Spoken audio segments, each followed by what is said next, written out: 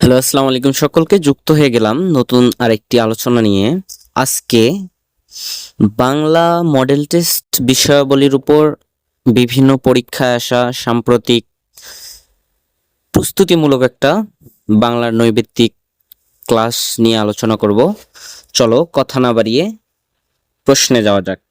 বাংলা একাডেমির আধুনিক বাংলা অভিধানের সম্পাদক কে? বাংলা একাডেমির আধুনিক বাংলা অভিধানের সম্পাদক জামিল চৌধুরী। মনোয়েল দা আসুপাস অভিধান প্রকাশের আগে কত বছর ধরে শব্দ সংগ্রহ করেন? তিনি শব্দ সংগ্রহ করেন 9 থেকে 10 বছর ধরে। সৈয়দ ইসমাইল হোসেন সিরাজীর কোন কাব্যটি বাজেয়াপ্ত হয়? সৈয়দ ইসমাইল হোসেন সিরাজের যে কাব্যটি বাজেয়াপ্ত হয় সে কাব্যটির নাম হলো অনল প্রবাহ। এই অনল প্রবাহ কাব্যটি তার বাজেয়াপ্ত হয়েছিল। ছড়ার ছন্দকে কি বলে? স্বরবৃত্ত। অনেক ছড়া মাত্রাবৃত্ত ছন্দেও রচিত আছে, তো ছড়ার ছন্দকে মূলত স্বরবৃত্তই বলি আমরা।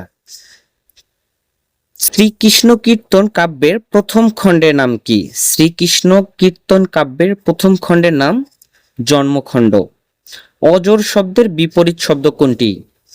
যে প্রশ্নগুলো নিয়ে আলোচনা করছি সেগুলো কিন্তু সাম্প্রতিক বিভিন্ন নিয়োগ পরীক্ষায় আসা প্রশ্ন। সো আমরা একটু ভালো করে আলোচনাগুলো দেখার ট্রাই করব। অজর শব্দের বিপরীত শব্দ কোনটি? অজর শব্দের বিপরীত শব্দ বার্ধক্য। বাক্যের মধ্যে শব্দ অবস্থান করে কিভাবে?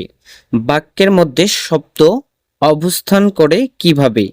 কর্তা ও ক্রিয়ার পদবিন্যাস অনুযায়ী বাক্যের মধ্যে শব্দ কি করে? অবস্থান করে। কর্তা ও ক্রিয়ার পদবিন্যাস অনুযায়ী বাক্যের মধ্যে শব্দ অবস্থান করে। ফররুক আহমেদ সাত সাগরের মাঝি কত সালে প্রকাশিত হয়? ফরুক আহমেদের লেখা সাত সাগরের মাঝি এটি একটি উপন্যাস। এটি প্রকাশিত হয় 1944 সালে। শ্রীকৃষ্ণ কীর্তন কাব্যের প্রথম অংশ নয় কোনটি? এখানে অপশন দেওয়া আছে নৌকাখণ্ড, এটি শ্রীকৃষ্ণ কীর্তন কাব্যের একটি অংশ। হারখণ্ড, এটিও একটি অংশ। রাধা বিরহ, এটিও শ্রীকৃষ্ণ কীর্তন কাব্যের অংশ। তাহলে শুধু অংশ নয়, প্রণয় খণ্ড, এটি শ্রীকৃষ্ণ কীর্তন কাব্যের অংশ নয়।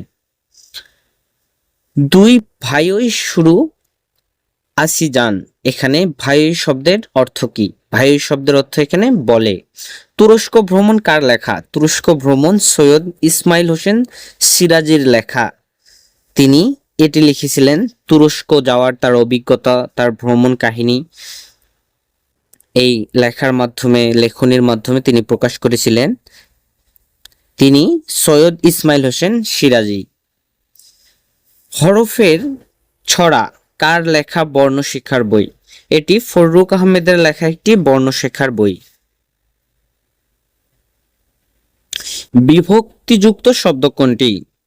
এখানে যে শব্দগুলো দেওয়া আছে তার মধ্যে বিভক্তিযুক্ত শব্দ হলো সরোবরে। কোনটি প্রত্যয় সাধিত শব্দ? প্রত্যয় সাধিত শব্দ ঐকিক। প্যাডাগোজি শব্দের পরিভাষা কোনটি? প্যাডাগোজি শব্দের পরিভাষা শিক্ষাতন্ত্র, শিক্ষাতত্ত্ব। বক্ষিমের বিপরীত শব্দ কোনটি? বক্ষিমের বিপরীত শব্দ ঋজু। কোন বানানটি শুদ্ধ? এখানে অনেকগুলো বানান দেওয়া হয়েছে, তার মধ্যে শুদ্ধ বানান হলো বি। রত্ন পরীক্ষা গ্রন্থের রচয়িতা কে? রত্ন পরীক্ষা গ্রন্থের রচয়িতা ঈশ্বরচন্দ্র বিদ্যাসাগর। ব্যঞ্জন চরিত্রটি রবীন্দ্রনাথ ঠাকুরের কোন নাটকের? ব্যঞ্জন চরিত্রটি এটি একটি বিখ্যাত চরিত্র। এটি রবীন্দ্রনাথ ঠাকুরের রক্ত কবরী নাটকের একটি চরিত্র। খুবই ইন্টারেস্টিং একটা চরিত্র, আপনারা পড়লেই বুঝতে পারবেন। নাম রেখেছি কোমল গান্ধার কাব্যের রচয়িতা কে?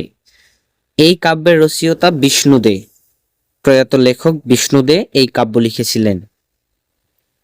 স্বরান্ত অক্ষরকে কি বলে? স্বরান্ত অক্ষরকে মুক্ত অক্ষর বলে। শুদ্ধ বানানের গুচ্ছ কোনটি? এখানে অনেকগুলো গুচ্ছিত বানান দেওয়া আছে, তার মধ্যে শুদ্ধ বানানের গুচ্ছ হলো নাম্বার সি।